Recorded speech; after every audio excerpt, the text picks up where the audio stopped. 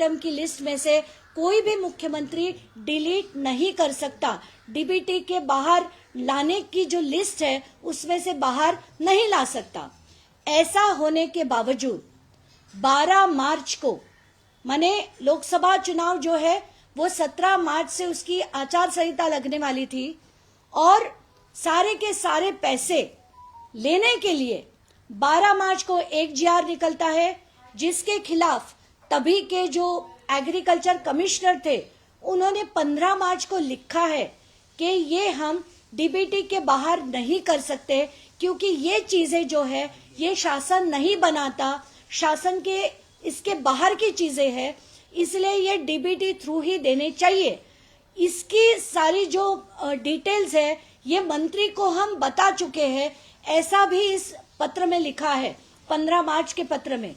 फिर भी इसको ना देख के जो डेप्यूटी सेक्रेटरी थे उन्होंने फिर एक बार 16 तारीख को एक पत्र लिखा है, और इसमें कहा है कि हमें मुख्यमंत्री से कंसेंट मिल गई है और ये सारी चीजें हमें दे देनी चाहिए।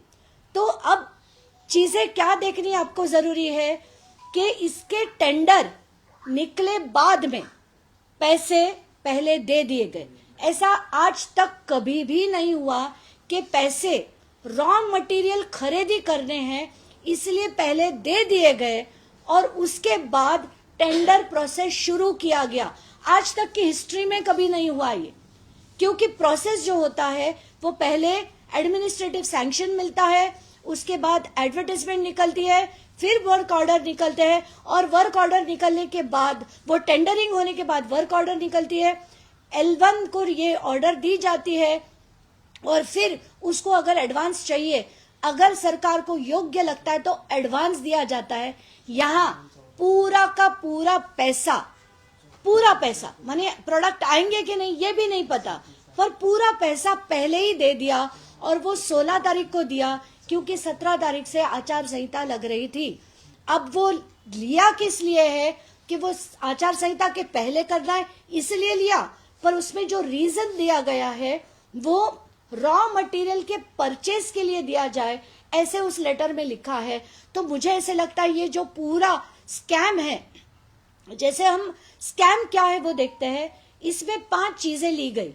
पहले है urea, nano urea, nano DAP, ये दोनों चीजें इफको नाम की एक कंपनी बनाती है, और ये इफको नाम की कंपनी जो है उसके डायरेक्ट डिस्ट्रीब्यूटर MAIDC है।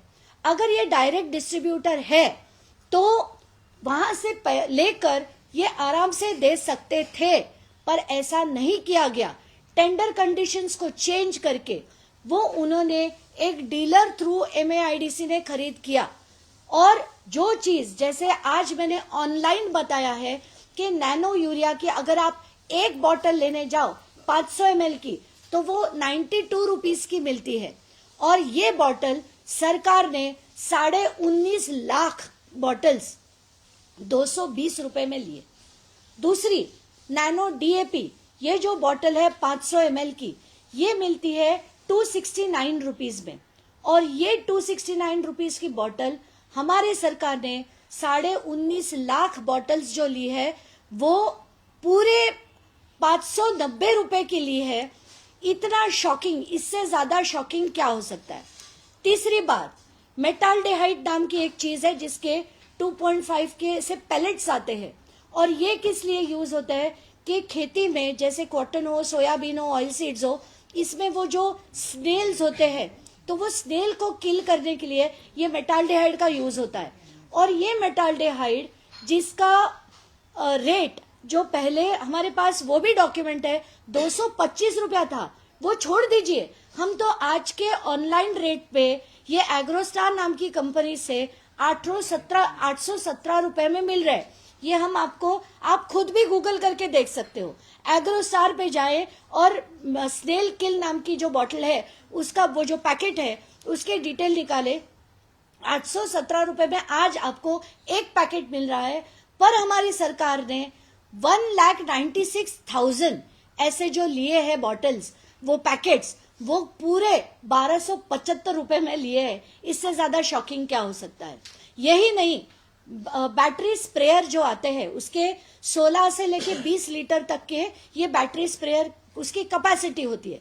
और ये 12 वोल्ट 12 एम्पेयर के होते हैं। उसमें 2 फंक्शंस होते हैं, उसको बैटरी भी ऑपरेट कर सकते हैं, अगर बैटरी ना चले तो हैंड ऑपरेटेड भी कर सकते हैं। ये स्पेसिफिकेशन के अभी के वक्त में MAIDC खुद ले रहे हैं। किस रेट में ले रहे हैं? वो 2450 के रेट से खुद अभी बाय कर रहे हैं और अपना सर्विस चार्ज लगा के खुद के ही वेबसाइट पे आज वो 2946 में बेच रहे हैं, 2946 में। पर हमारे जो धनंजय मुंडे जी की कृषि विभाग ने ये जो खरीदी की है वो 3425 के रेट में किए। ये मुमकिन कैसे हो सकता है?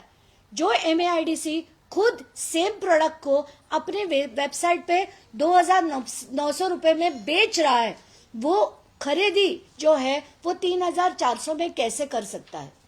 तो ये जो है बहुत बहुत गंभीर भ्रष्टाचार है। इसके बाद अगर हम देखेंगे जो कॉटन ग्रोअर्स है, तो ऐसे बताया गया कि उनको बहुत प्रॉब्लम है, वो कॉटन स्टोरेज की प्रॉब्लम है, इसीलिए एक स्पेशली ट्रीटेड बैग उनको देनी चाहिए। तो ऐसी 20 बैग ICAR जो एक Indian council of agricultural research Nagpur की है, उन्होंने ये ली थी बैग्स और 20 बैग ली थी। उसका हमने बिल तक उसमें लगाया है, मेरे डिटेल्स में लगाया है।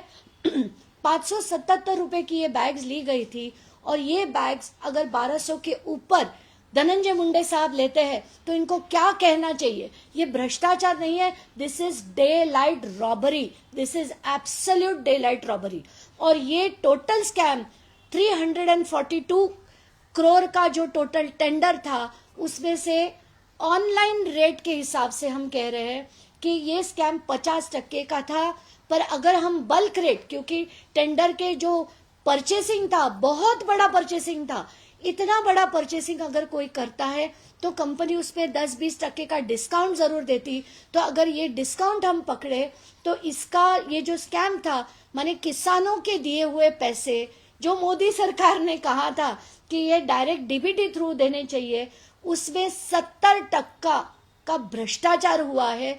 और वो भी सारे कायदे जो हम कहते हैं वो पूरी तरह से बाजू में रख के और ये किया गया है। और बार बार अधिकारी बोल रहे थे कृषि मंत्री को कि ये हम नहीं कर सकते, ये DBT थ्रू जाना चाहिए, फिर भी अनदेखा करके ये टेंडर किया गया। 4 दिन में सैंक्शन लेकर एक ही दिन में पत्रक निकाल के उस पे फाइनेंस मिनिस्टर की साइन, उस पे चीफ मिनिस्टर की साइन, और चीफ मिनिस्टर और फाइनेंस मिनिस्टर को इसके बाहर निकालने की कोई अथॉरिटी नहीं है। ऐसा GR होते हुए भी ये किया गया।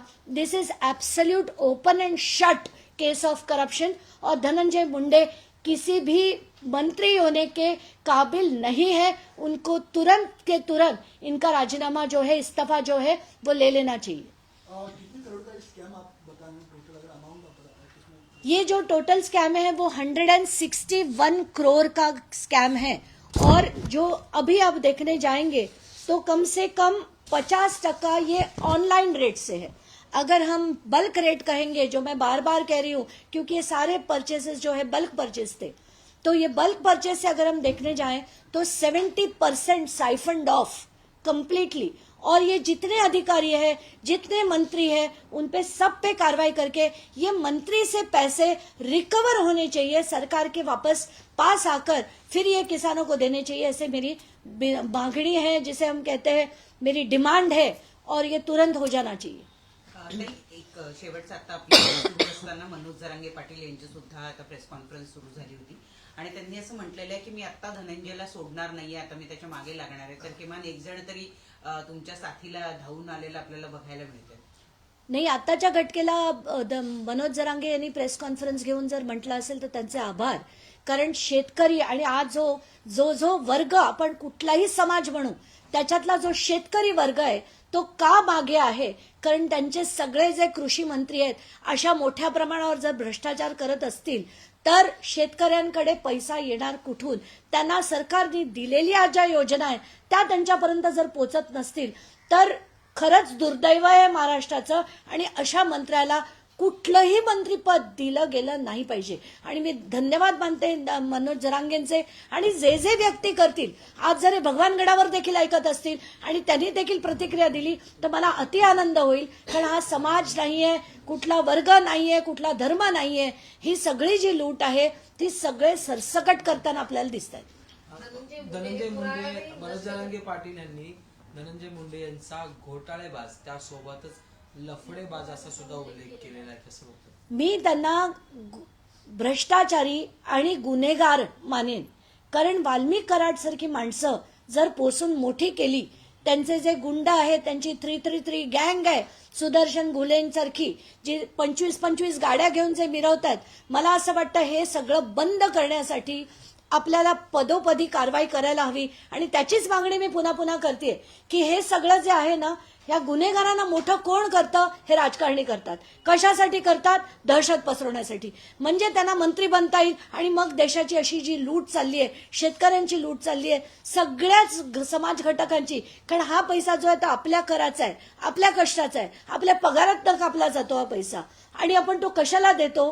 की एक शेतकऱ्याचं घर चांगलं चालावं, त्याची चूल चांगली चालावी म्हणून आपण हा कर देतो. पण कुठल्याही धनंजय मुंडेने हा भ्रष्टाचार करून हा पैसा खाणं हे मला मान्य नाही. खरंच बास, मी दमले. खरंच पटेल. थँक्यू.